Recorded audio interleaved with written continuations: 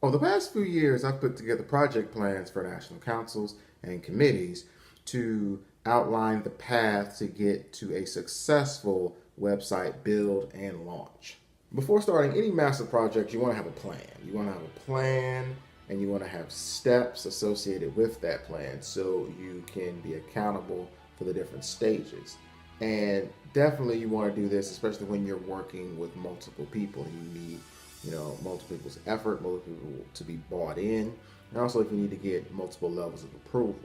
So through the process and through kind of trial and error and through experience, I've come up with some pretty solid steps that you want to include when you're putting together a website project plan. First, the setup and the strategy.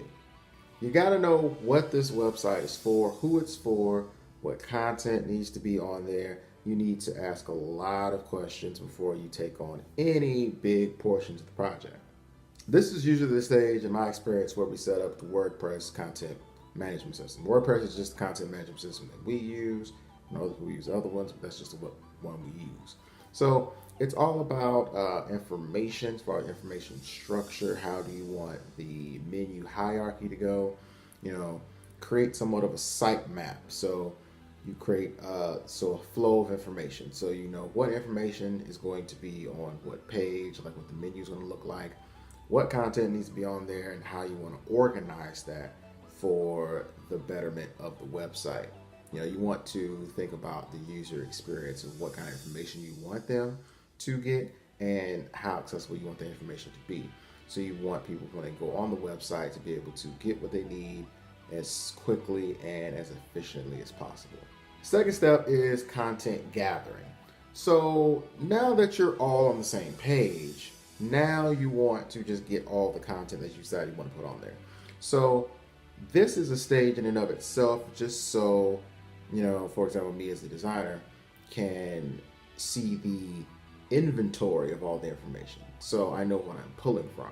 And so if you're putting together some type of document that wants to go on the website, you can make sure you edit that document, make sure that everything, spell check, grammar, all the information is there, like any edits you need to make, because you want to make the edits as early as possible. So when you're gathering the content, you also want to edit the content.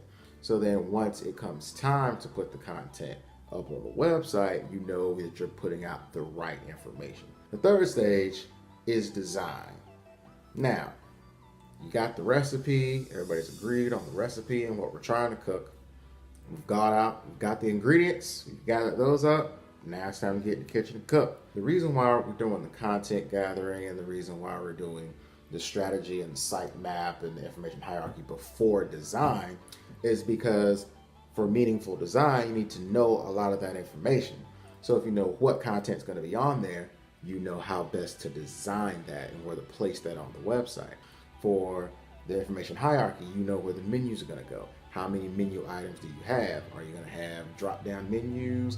Does it need to be horizontal? Does it need vertical to fit everything? What kind of space we're working with? Knowing all of this before you even touch design helps you make a worthwhile design. Instead of trying to design something at the beginning, then figuring out you need more information, which totally changes the design. So knowing as much information as possible before design makes the design process that much easier and that much more efficient. The fourth stage is the test and approval. So as a designer, I would have been looking at this thing till I'm cross-eyed for, months at a time, weeks or months at a time. So this is the stage where you want to get a few people to test it, send it through its paces. You want fresh eyes on it because as a designer, I've been looking at this thing, till I'm blue in the face. So you need other people that haven't been looking at it, haven't seen it from every stage to test it because they're going to come with a perspective that I don't have because I'm the designer. So, and actually get it in the hands of the people who could be a sample size of your target audience. So okay, well, this is what I like, this is what I don't like. It'd be better if it did this.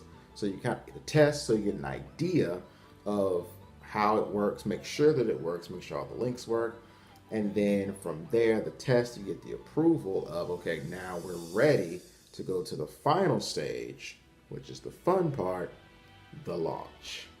The launch is where you hype it up about new KK Side website coming, new Target 7 website coming, and eventually you take down the countdown, cover page, splash page, and then you announce that it's live, and then it's out there. And both of the experiences, launching the new Cap Side website and launching the new Talk About Assembly website, both thrilling experiences for me, because it's like really cool to be able to say, hey, I designed the national website for these organizations that I love. And it's really exciting to see all that hard work from everybody, not just me. That hard work from everybody pay off, and it's actually in the wild, it's actually public, and people are looking at it, people are excited about the new look, people are excited about the new presentation of information, and you celebrate. And with each one of these steps, I put a window of dates. So it's like a window from here to here, we're going to do this stage. From here to here, we're going to do this stage. And the very first date that I think about is the launch date. And then you look at the launch date, the desired launch date, and then you work backwards from there. Making sure to give yourself more than enough time at each stage to where you'll have enough time to hit that date. Because it's always better to, give yourself too much time and you finish early, rather than not give yourself enough time and now you're crunched for time trying to hit this date. Laying out the entire plan before you even get started helps with tracking progress and accountability. In everything you do, try to plan, prepare, and present like a professional.